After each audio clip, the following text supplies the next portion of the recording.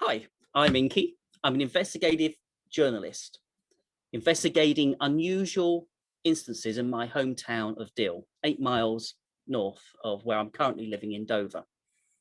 It's a strange town full of celebrities and villains who go there to hide. Isolated, 2 roads, one in and one out. Lots of strange things have gone on there over the years. For hundreds of years, smuggling, ghost stories, all sorts. And growing up there, lots of strange things happened. Some time ago, well, many years ago now, I was contacted by what I think or thought, and still do think, is a government organization investigating strange phenomenon. Well, they tell me they're government. All I know them as is the firm. Now, some of the reports that I've reported back to them have been classed as classified, but with this series of stories, I bring out some of those that have been, how shall we say, declassified, or the time has gone past enough that I think we can probably talk about them more. This first one started off unusual, well, is a totally irrelevant story.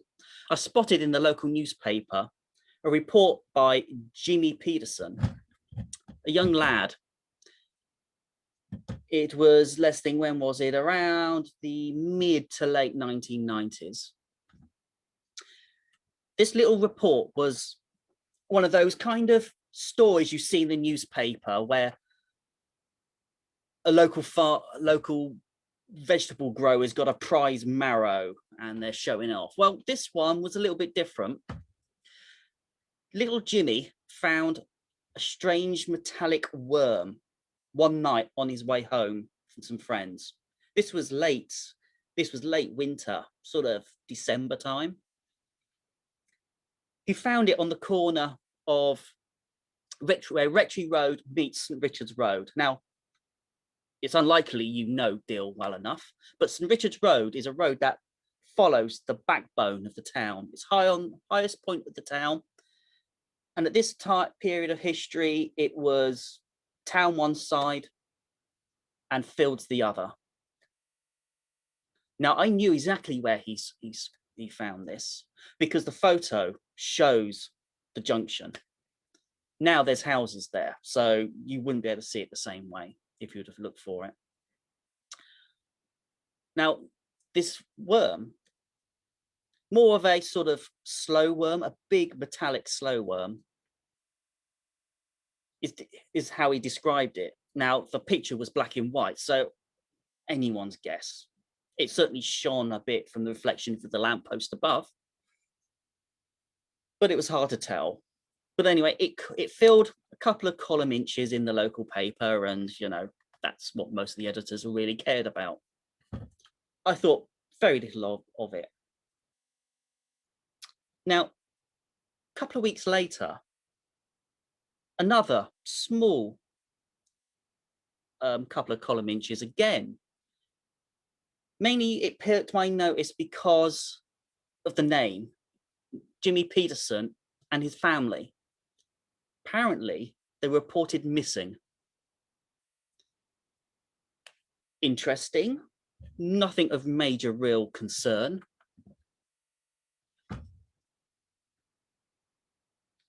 Now, I then slept over that one. A couple of more weeks later, the story was running again because the neighbors started to report strange disturbances at the supposedly empty house. Police were called, thinking it was break-in. No one was there.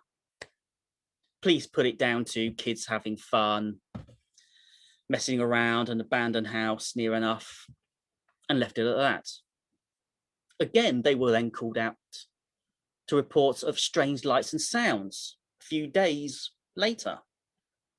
Now, that's when I started to really show an interest, because this was unusual, especially for it to linger so long. You know, missing people, they usually show up. Perhaps they would have gone on holiday, visiting family. You know, this was December, this was party season. People may just suddenly go away for a couple of weekends, few days, to see friends and family out and about, and may not talk to anybody else. But to be consistently repeated for 2 or 3 weeks now of missing family started to really set some cogs in motion in my head. This was unusual. The profile, from what I understood, didn't really match the family either. So I felt something wasn't right. And the estate just round the corner from where Jimmy found this worm is where they lived, Wilson Avenue. Wilson Avenue is a miner's sort of estate. It was built to house the local mining community at Betshanger. It's a really busy place, lots going on, lots of kids everywhere all the time. Why people are still reporting them and not reporting they're noticing where people was coming and going, everybody was in each other's houses. Somebody should have noticed something. So this really got my journalistic interest going. So I had to visit. I began in casual inquiries in my official journalistic hat on, just so I didn't arouse too much suspicion. Chats with the locals revealed nothing unusual that wasn't already reported in the paper. Confirmation of sounds and lights. A description of the lights all said color spectrum cycles. Disco lights was the first word they all said. Nothing unusual there. As I said, party season, lots of parties going on. Now, some of the neighbors were also echoing my view that this was out of character for the family. They weren't known for wild parties, although some of the more cynical of the neighbors were well aware of Jimmy's little notoriety with this worm and said, well, perhaps they were moving in trendy circles. Now they were famous. And yeah, right. No chance of that. Local rag, no. At least all of these lights and sounds would have been fine before they went missing, but the lights continued after they were officially reported missing. Now that was odd. The neighbors were perplexed. Again, some echoed what the police have been saying. Kids were using the house for parties. Others claiming, oh, it could be a fluke of light reflecting off the clouds or whatever. Some even said, I think it was the same those that were saying they were in trendy circles, but they were possibly saying, well, it could all be a publicity stunt. Who knows? Nothing earth-shattering. There was nothing utterly convincing of any concrete information I could use. That was until I finally knocked on the door of their immediate neighbor. The house in Wilson Avenue, there's lots of small terrace, about 4 houses in a terrace block. Well, the Petersons were on the end. So they only had the one neighbor. And I knocked. Now, there was something really odd there. And they were the first to raise the missing persons report. So this was going to be quite important for what they had to say. But they didn't really want to talk. They were really reluctant.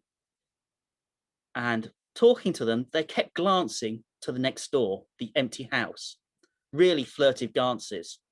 And the lack of eye contact with myself was becoming uncomfortable. The hairs on the back of my neck started to rise. There was something deeply disturbing about their reaction. their expressions too were haunted, fearful, and my journalistic nose really started to twitch. I used a lot of tact and slowly started to get them to spill the beans. And I was disturbed at what they had to say. And I can understand why they were reluctant to talk. With frequent glances to the house and hushed voices, they were told a couple of days before the last sighting of the family, there were sounds, much like what's been going on, through the walls. Animalistic sounds of some animal, wild animal caught in pain or hungry. They couldn't explain it. They really did not want to speculate anything else and thought no one else knows about this. They couldn't even feel brave enough to mention this to the police.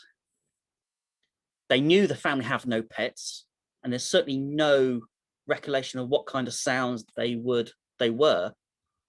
Eventually, conversation clammed up, and it was going nowhere else any further. So I thanked them and walked back home, pondering what to do next.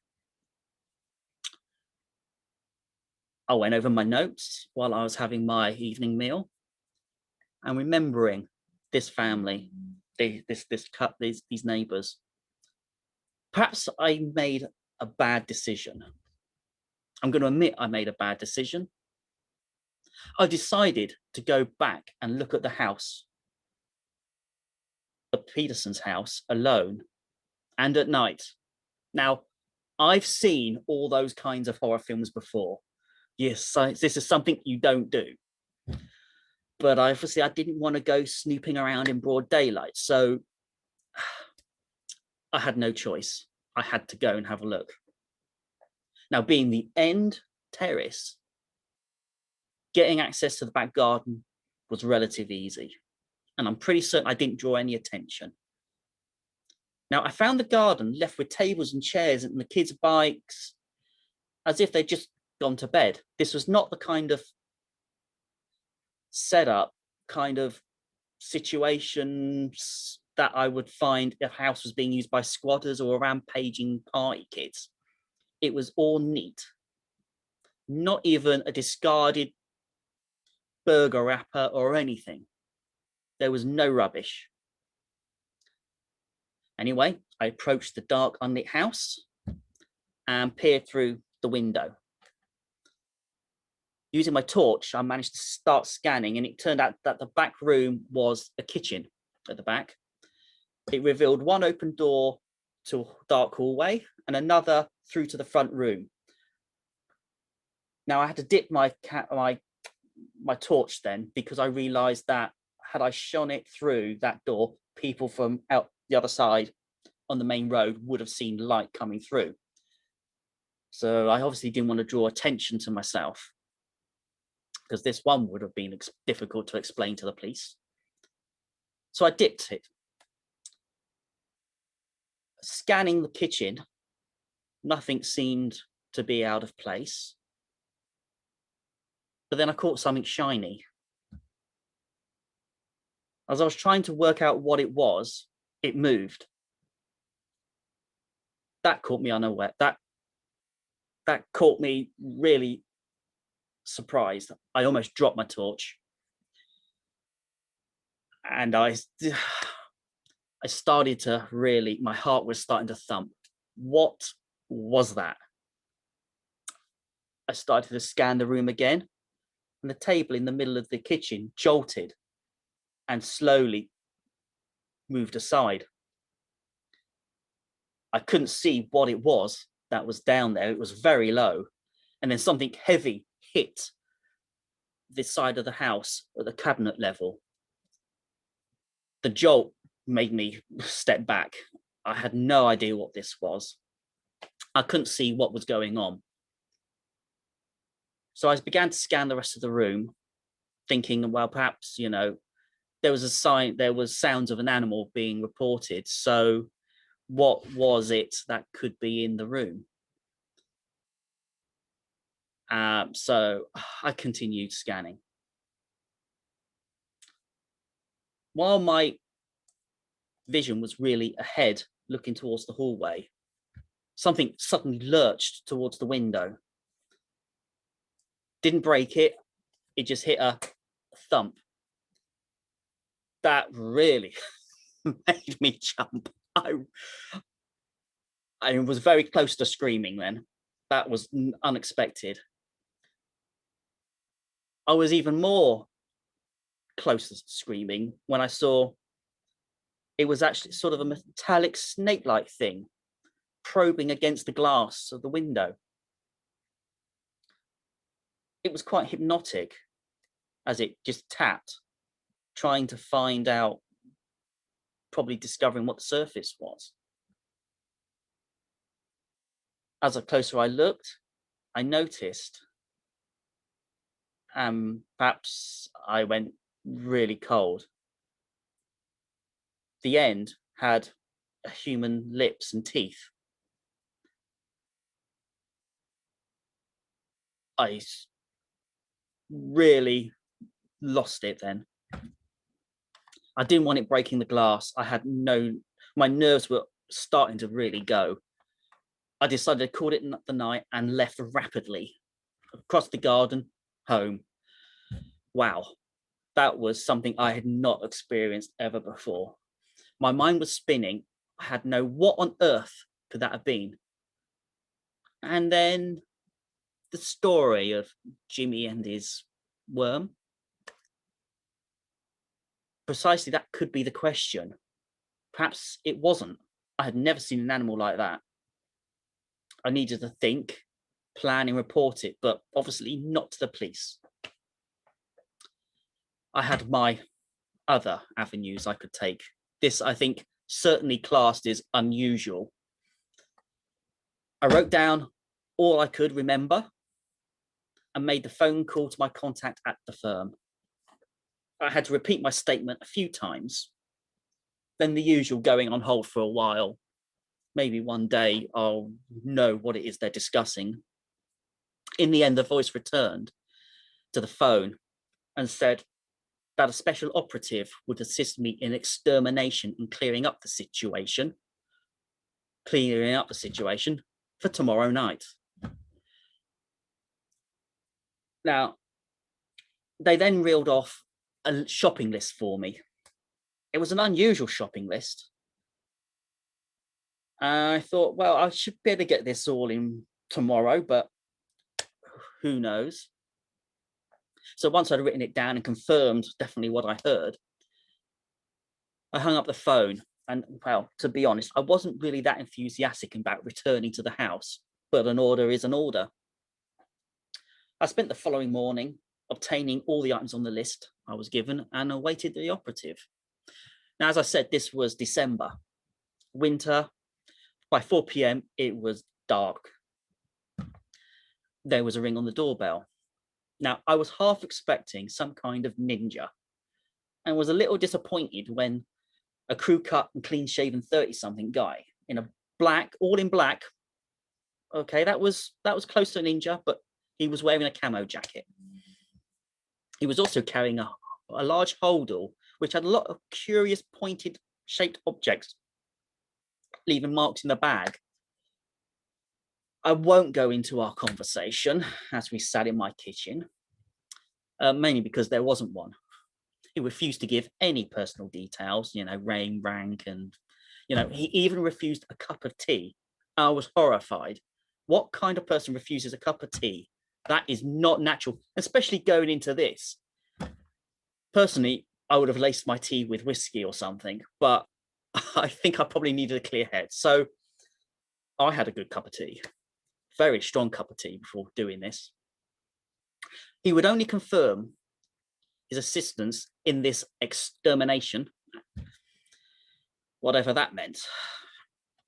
So even though it wasn't too far away, he advised we drove, just in case we needed to sort of get away if we got spotted. So we drove. It was like 30 seconds, no more than a minute. It was only a few streets away. And then we went out on foot because we didn't want to be too close to the house. So he was carrying his odal, which he wouldn't let me touch.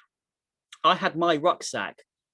Now, the items I was to buy was basically lots of flammable fluid, highly volatile fluid, as much as I could carry. So that was a good few liters, massive cans of sort of alcohol kind of stuff that would burn real quick. Well, I led him back through to the back of the house without incident. Thankfully, it was very dark. I repeated my torch scan of the kitchen. This time, thankfully, without encountering whatever it was before. The operative must have known what my report was and didn't look concerned at all. He checked his watch and then dove into his bag. He hands me a mobile phone, good old late 90s mobile phone, nice and chunky, and a canister. Now, he wouldn't explain too much, but it was basically a flare. And I was just to like pull the pin and throw it if I needed to. The idea would be, if things were to go pear-shaped, because he was going to go in there alone, and to be honest, I was perfectly happy that he was going into that house alone, because there was no way I was going to go in. But if things were to go really wrong, I was to throw my rucksack with all this flammable liquid in, activate the flare and throw it, and let fire do its thing. I was a little nervous, you know, arson is not my kind of thing, but he was hopeful that it wouldn't come to that. But if it did, I would then also needed the mobile phone to phone for the emergency service just so that it could be contained, and then to ditch the mobile phone as quickly as possible because it shouldn't be traceable. Seemed easily enough. I was certainly relieved not to be going there. So, all that settled, he extracts from his bag one of the weirdest looking things I'd ever seen. You know those old sort of 1920s, 30s sci-fi films where they have these ray guns and it's like all these jagged bits sticking out of it and it looks completely ridiculous and things, you know, you could stab yourself with it and cause more damage to yourself than whoever it was you were trying to kill. It was something like this. It was all pointless spikes and decoration. And it wasn't a small one. It was quite large, machine gun kind of thing. Now, I almost broke out laughing with this because this didn't look professional to me at all. It definitely took a lot of effort to keep a straight face. No idea where he got it, but the firm, I'm not going to ask those kind of questions. So he hefted it onto his shoulder and with his other hand manages to jab something I couldn't quite see into the door and pushed the door open. Now, I stood quite way back, just not wanting something to leap out and get him. I don't care about him. I didn't want anything to get me. So when nothing happened, I did let it leap out, let out a bit of a good sigh there. And he went in. He indicates, as he's going in, he's indicating to my bag and points inside. So off he goes into the darkness. He didn't have a torch, which was either very brave or really stupid. I don't know, but I would have wanted full floodlights on going in there. But I wasn't going in there, so that was fine. So he clears the door and he goes round into the dark hallway, pitch black hallway. I slide in my rucksack just in case, holding the flare and my torch. I wait.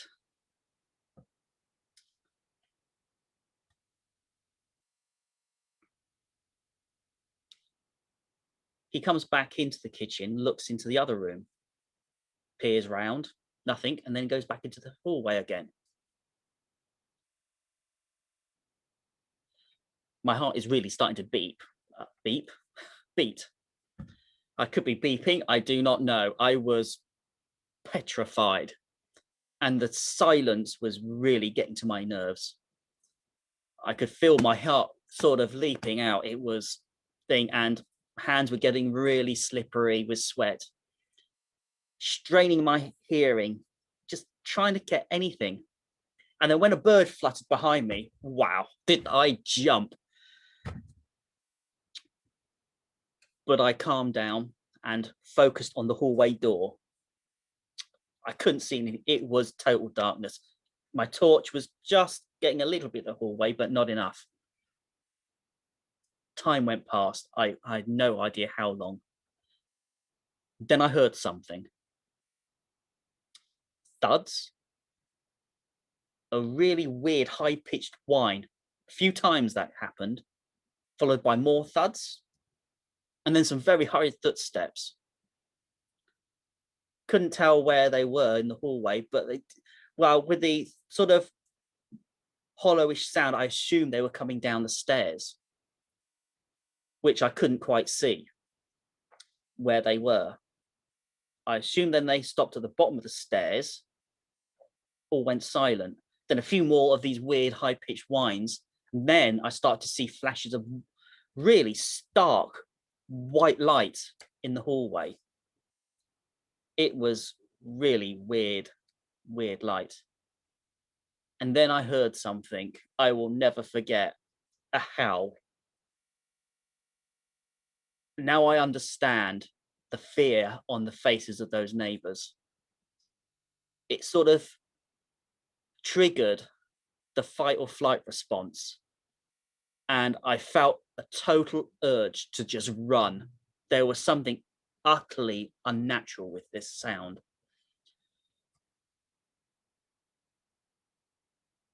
Then I heard some thumps, much closer now, and in the hallway. I really jumped and almost screamed when the operative burst into the kitchen through the hallway door. His face was an utter mask of fear, and around his neck, he's tearing with one hand, well, the other hand, he held the gun still, but it was a bit broken by the looks of it. I wasn't really looking at the gun, but there was something shiny around his neck, and he was pulling on it with his other hand. Then the other shiny sort of snake-like thing started to wrap around his waist, and his eyes bulging, he looked at me, directly looked at me, and I had no idea what to do. I was not equipped for this kind of thing. He gasped, "Plan B," and then his whole body is enveloped in many of these things. And the last I see is his hand reaching out, and then he's completely gone into the darkness. It's only a fraction of a second. And then there's a wall of these tentacle things at the door of the hallway. And they're starting to probe rapidly into the kitchen. Fear really hit me. So I did as he advised. I pulled the pin, I pulled and activated the flare and threw it at the rucksack. Just for a small short while this, whatever it was probing the rucksack, the flare covered, the sparks of the flare just covered the rucksack, and I wasn't going to wait to find out. When that goes, I knew that we're going to go bang. So I ran. I did not look behind me. I just ran. There was a bright light. It cast my silhouette against the garden at the back as I ran. And that's when the liquid ignited and an explosion almost threw me out the garden. Luckily, I was still on my feet enough to keep running. I got back to the car, some gasping for air, a slight tinge of singeness and burning I could sense. Something, my back was possibly a little bit burnt. I don't know. I was beyond any kind of recognition of pain or whatever. I quickly called the emergency services on the phone, gave them the address, and then I chucked it. Now, official reports say the kids must have broken into the house and accessing the kitchen caused the gas leak. And then something electrical, maybe the heating system or other spark in the kitchen, ignited it, causing the explosion. Luckily, little other damage was done, especially to the poor neighbours. Lots of smoke damage. I was also relieved to find there was nothing suspicious found in the wreckage. Maybe everything was destroyed, or perhaps the firm did more. I don't know. I don't want to know. I know I will never forget that one. What about the family? They were never found. And only further unusually connected news I spotted related to this case was that in a nearby garden, some silver worms, small worms, were found, but the gardener, fearing for their prize-winning veg, burnt them to a crisp. I really hope they were not its children. Thank you.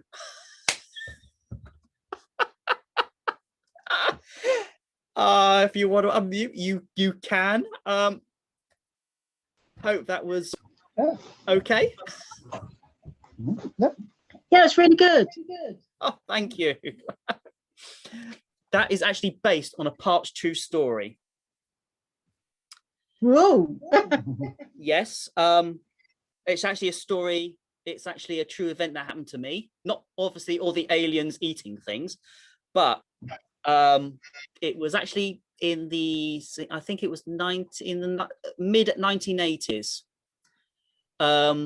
Christmas time, we were going to my nan's, who was the other side of town, and it was dark, and I was half asleep going out with the family, and we'd walk.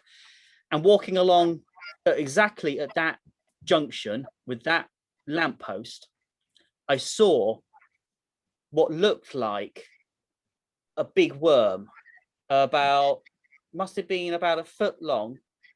It was really thick. First, I thought it was a bit of hose pipe or something, but it was moving and it was wriggling. And in the light, it was late at night, and the sodium lights of the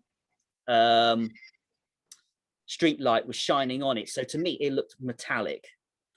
None of the rest of the family who walked past it even acknowledged it, but I saw it, and it intrigued me because I had no idea what it was. I thought maybe a slow worm, but it was way too thick. It was unusual. And that stayed with me ever since. And then this summer, my mum was saying the local slugs this year are huge. They are massive. Yeah. And she's having a lot of hard time. And then there was one where it was on the fence trying to get out the garden, and she grabbed hold of it to get rid of it, and it was fighting back. Oh. She thought, this has got to be a snake. This is not a slug. It's actually trying to resist her. So I thought, oh wow, this is alien stuff. This. When I was a kid, I once knocked a bit of bark off a rotten tree, and there was a slug inside the tree that was about as big as the tree trunk. It had got in and just eaten away at the tree trunk. Wow. I mean, it wasn't a massive tree trunk. It was like that tree trunk, but it was this massive slug inside the tree eating away at the dead wood. Yeah, I told her to take a photo next time, because I I'm only about 8 miles away, and I've not seen slugs like that here. So another friend of mine over the road, she's from, she goes to deal quite often, and she confirmed that there's slugs like that, an invasive species currently off, because we got lots of docks here, obviously in Dover. So there's a lot of strange things come off the cargo ships. Like we have a scorpion colony here as well, and not as big as the one up in Chatham, but we've got scorpions in town and other unusual creatures lurking every now and again. So yeah, it is odd, but I really don't think what I saw was a slug back then, because there was no slime trail and it was totally dry. Yeah, I've never explained whatever that was, but it's stuck in my head and makes for a good story. Yeah, it's good. Oh, well, thank you. That went a lot better than I was expecting, to be honest. Yeah, it's fun. Yeah, enjoyed it, yeah. Oh, thank you, Ian and Nicole. That is great. Thank you. If you want the recording, I will email it out. I will probably even sling it on. I'll be even brave enough and might actually put it on YouTube. Yeah, I think I will. I'm that happier with it than what it did. It didn't go. It was touchy. I weren't sure whether I'd do it right, but I think that was good. Thanks. Well, hopefully this is a whole new series. So the next one is called Night Rider. Night Riders, and that one's about highwaymen, because Deal had a lot of highwaymen, because there was a lot of smuggling going on locally, and the revenue men were frequently besieging the town because they were real nasty people around here. The whole of the southeast coast, like the Dr. Sin down on the marsh is like the most famous of all the smugglers local. But so that one's about highwaymen who start chasing down cars. Wow. Which is quite a giggle. I quite enjoyed writing that one, and I have a good dozen or so more to write, hopefully very soon, because should things go well, then they may be required for a local festival that runs from now to September. So I've got to be writing 2 a day, no, 1 every 2 days to get everything done within the next few weeks, because I want to have content. So yes, so some of this should be for the Edinburgh Fringe next year or other stuff.